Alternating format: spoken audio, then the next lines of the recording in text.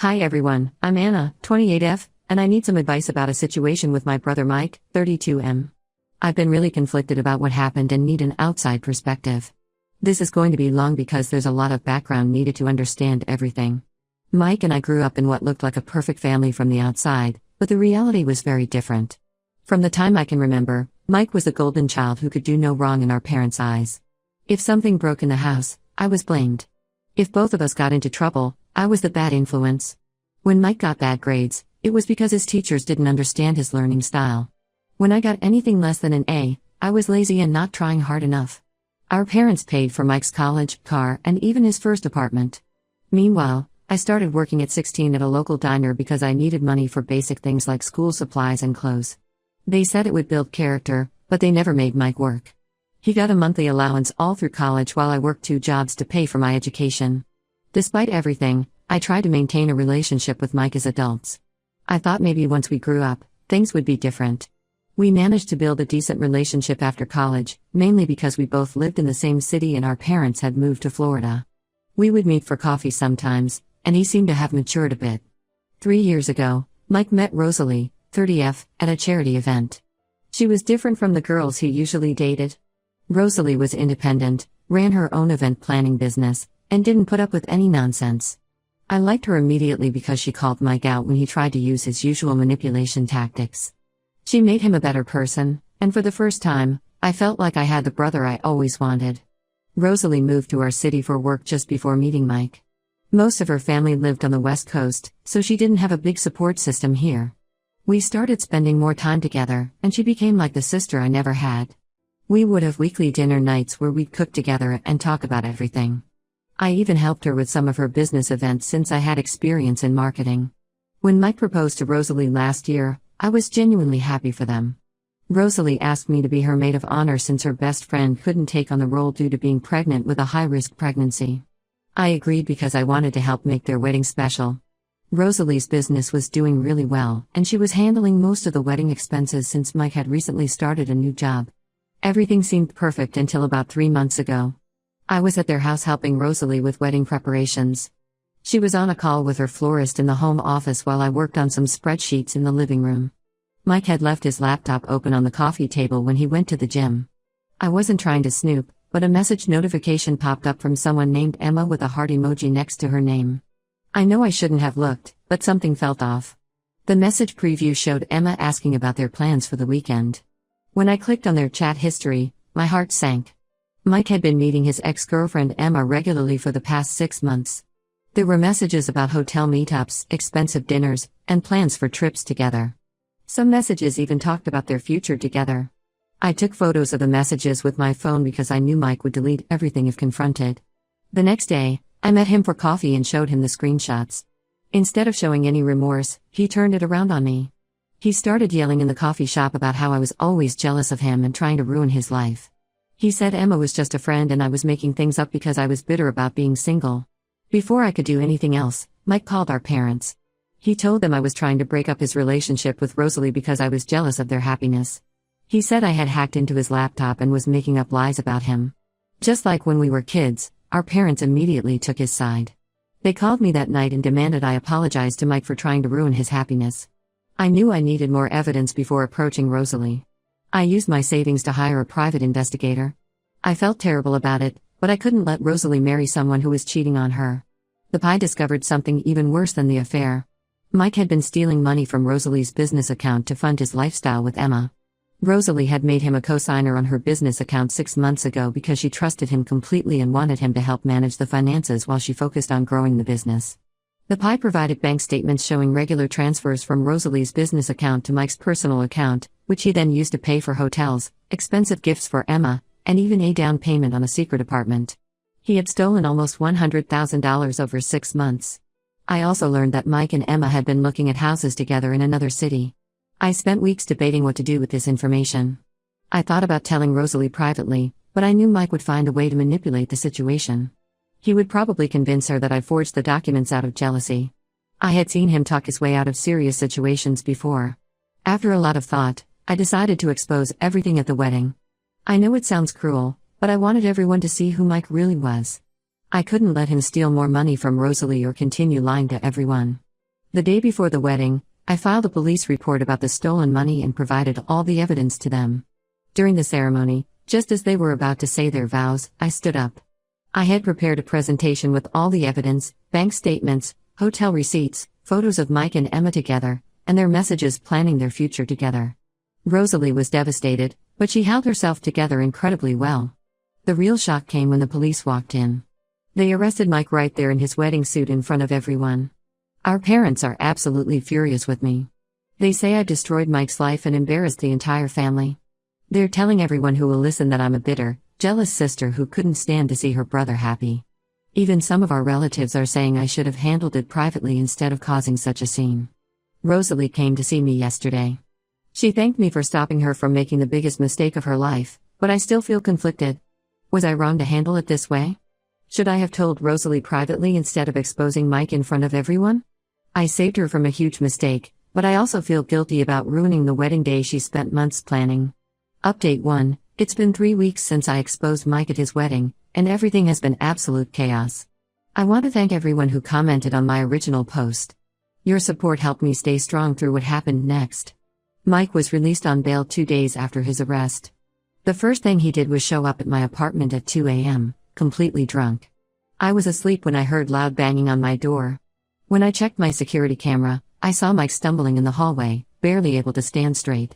He was wearing the same clothes he had on when he was released, all wrinkled and dirty. He started screaming at the top of his lungs about how I had ruined his life. He kept yelling that he would make me pay for what I did and that I was dead to him. The noise woke up my elderly neighbor Mrs. Peterson, who has heart problems. She got scared and called the police. Other neighbors started coming out to see what was happening, and Mike began telling them all kinds of lies about me. By the time police arrived, Mike had punched a hole in the wall next to my door and was threatening to break it down. They arrested him again for disturbing the peace and property damage. I filed for a restraining order the next morning. The police advised me to stay with a friend for a few days, but I refused to leave my apartment. I wasn't going to let Mike intimidate me into leaving my own home. Our parents showed up at my workplace the next day. Mom was crying, and Dad was furious. They caused such a scene that my boss had to ask them to leave. They couldn't understand why I wouldn't drop the charges against my poor brother. My mom kept saying family should stick together and that Mike just made a mistake. They then turned their attention to Rosalie. They went to her office and tried to convince her to drop the charges. They offered to reimburse all the stolen money if she would agree not to press charges. They even brought up how it would look bad for her business if people found out she had let her fiancé access her accounts. It was a thinly veiled threat, but Rosalie didn't back down. The investigation into the stolen money revealed even more than what my PI had found. Mike hadn't stolen just $100,000, the total amount was closer to $150,000. He had been moving money around between different accounts to hide the theft. Rosalie discovered that several of her suppliers hadn't been paid, even though Mike claimed he had handled those payments. Her business's reputation was at risk because of his actions. The biggest shock came when Emma reached out to me through Facebook. She wanted to meet and talk about everything. I was hesitant at first, but I agreed to meet her in a public place. What she told me made me realize just how manipulative Mike really was. Emma showed me years of messages between her and Mike. He had never really ended their relationship when he started dating Rosalie. He told Emma that his relationship with Rosalie was just for business purposes. He claimed that Rosalie was his business partner who needed a fake relationship to help her get her green card. He had promised Emma that once Rosalie got her citizenship, they would be together officially. The truth is, Rosalie is a U.S. citizen who was born and raised in California. Mike had created this elaborate lie to keep Emma on the hook while he played house with Rosalie. Emma had no idea about the wedding until she saw the photos I showed during the ceremony. She thought Mike was just attending a business event that day. But that wasn't even the worst part. Emma shared more screenshots of their conversations where Mike had been planning to leave the country with her using Rosalie's money. He had told Emma they would start a new life together in a country that didn't have an extradition treaty with the U.S. They had already started looking at properties there. After my meeting with Emma, I got a call from Jessica, Mike's ex-girlfriend from college. She had heard about what happened through mutual friends and wanted to tell me her story. According to Jessica, Mike had done something similar to her years ago. He had stolen money from her trust fund and cheated on her with multiple women. When she confronted him, he gaslit her so badly that she started doubting her own sanity. She never reported it because Mike convinced her it was somehow her fault. Our extended family is divided over everything that's happened. Most of our cousins on Dad's side think I did the right thing by exposing Mike. They've shared stories about times they caught him lying or manipulating situations in the past, but everyone was too afraid to confront him because our parents always defended him. My Aunt Jane, Mom's sister, finally told me about incidents from Mike's teenage years that our parents had covered up. Apparently, he had stolen money from her purse during a family gathering when he was 17.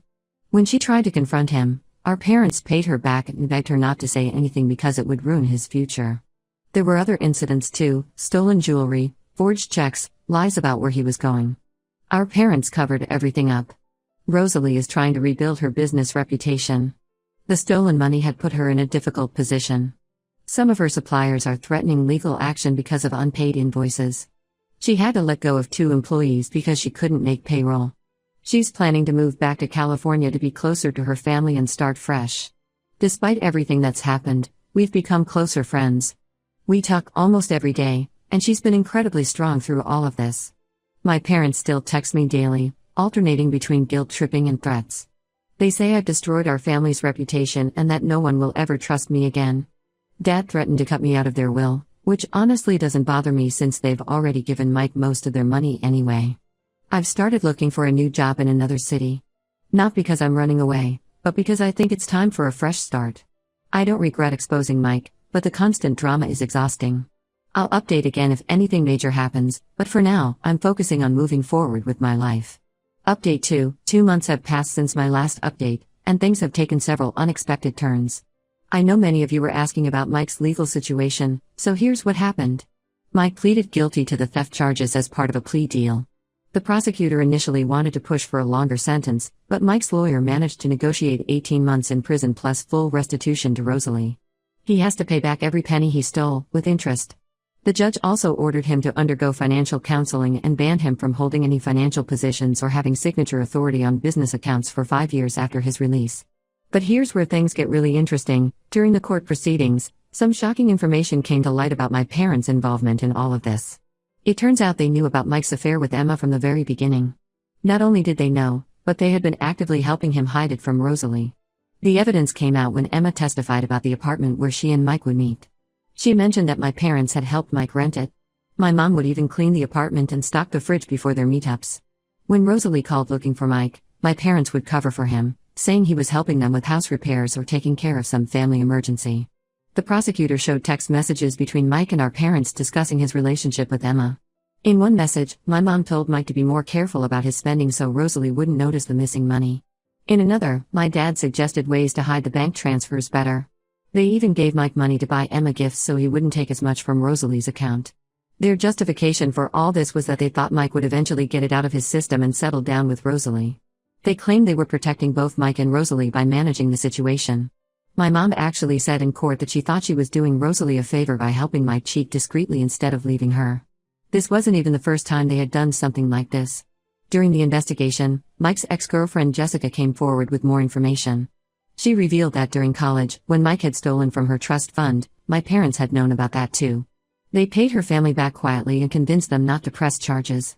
They told Jessica's parents that involving the police would ruin both kids' futures. The pattern went even further back. Remember my Aunt Jane who told me about Mike stealing from her purse? Well, she testified about other incidents our parents had covered up. When Mike was in high school, he stole and sold my cousin's laptop. My parents replaced it and told everyone it had just been misplaced. In his first year of college, he took money from his roommate's wallet. My parents paid the kid off to keep quiet. During his sentencing hearing, the judge called out my parents directly. He said their enabling behavior had contributed to Mike's crimes by teaching him he could avoid consequences for his actions. He suggested they seek family counseling, but of course, they refused, saying the judge was biased against them. Emma has been cooperating fully with the prosecutors. She provided evidence that Mike had been planning to leave the country with her using Rosalie's money. They had already booked tickets to a country without an extradition treaty with the U.S. and had been in contact with a real estate agent there about buying property. Emma had no idea the money was stolen. Mike told her he had inherited it from a distant relative. The most surprising part was finding out that my parents had known about this escape plan too. They had helped Mike research countries where he couldn't be extradited and had even started transferring some of their own money to offshore accounts for him. The only reason the plan failed was because I exposed everything at the wedding before they could execute it. Rosalie's lawyers are now looking into whether they can include my parents in the civil lawsuit she's filing against Mike. Their text messages show they knew he was stealing from her business but did nothing to stop it. In fact, they actively helped him hide the theft. My parents still don't think they did anything wrong. They're telling everyone that they were just trying to protect their son and keep the family together. They've started a smear campaign against me and our extended family, claiming I betrayed the family by choosing Rosalie over my own brother. Some relatives have blocked me on social media after believing their lies. I've decided to go completely no contact with my parents. I blocked their numbers and emails last week. They tried to show up at my apartment again, but my building security didn't let them in. I'm done trying to understand or justify their behavior. They're as responsible for this mess as Mike is, and I want nothing to do with any of them anymore. Update 3. It's been 6 months since all this started, and I think this will be my final update. A lot has happened, and I want to share where things stand now. Mike is serving his sentence, and from what I've heard through family members, he's not doing well in prison. He tried to use his usual manipulation tactics with other inmates and guards, but it backfired badly. My cousin who works in law enforcement told me Mike had to be moved to protective custody after getting into fights. He still hasn't shown any real remorse for what he did to Rosalie. Instead, he writes letters to our parents blaming me for ruining his life. Rosalie's business has recovered surprisingly well since she moved back to California. She used her story to rebrand her company, focusing on helping other small business owners protect themselves from fraud. She's even started offering workshops about financial safety and partnership agreements. We still talk every week, and she's dating a financial advisor she met through her business network. She seems genuinely happy now. Emma reached out again with an interesting proposition. She's writing a book about financial fraud and wants to include Mike's case as a central example. The book will focus on how emotional manipulation and financial abuse often go hand in hand. She interviewed several of Mike's former girlfriends, including Jessica from college, and found a pattern of similar behavior going back years. Emma asked for my permission to include my role in exposing Mike, and I agreed. I think it's important for people to learn from this experience. My parents haven't given up trying to contact me. Last week, they left a long voicemail saying they want to make amends. They claim they've realized they made mistakes with Mike and want to rebuild our relationship. But in the same message, they asked if I would write a letter to the judge requesting a reduced sentence for Mike. Some things never change. The civil lawsuit Rosalie filed against Mike is moving forward, and her lawyers added my parents as defendants. The evidence of their involvement in hiding Mike's theft was too strong to ignore. They tried to get the case dismissed, claiming they were just being supportive parents, but the judge denied their motion. They're now trying to sell their vacation home to pay for legal fees. I moved to Seattle for a fresh start and a new job. The company I work for now actually found me because of this situation. One of their executives read about my story and was impressed by my integrity. I'm doing well in my new role, and for the first time in my life, I feel completely free from my family's drama. Some extended family members who initially sided with my parents have started reaching out to apologize. Apparently, my parents' behavior during the lawsuit opened their eyes to the truth. My Aunt Jane sends me regular updates about family happenings, but I prefer keeping my distance from most relatives. It's just easier that way. The whole experience taught me that sometimes doing the right thing means losing people you thought would always be in your life. I've had moments of doubt, especially during holidays or when I see happy family photos on social media. But then I remember how my parents enabled and encouraged Mike's behavior for years, hurting countless people in the process. I don't regret exposing Mike or cutting ties with my parents. Some family members still think I was too harsh, saying I should forgive them because they're family. But I've learned that real family doesn't help you steal from and cheat on your fiancé. Real family doesn't enable criminal behavior and then blame the person who exposed it. This will probably be my last update unless something major happens. I'm focusing on building my new life and leaving the past behind. Thank you to everyone who supported me through this journey. Your comments and messages helped me stay strong when I doubted myself.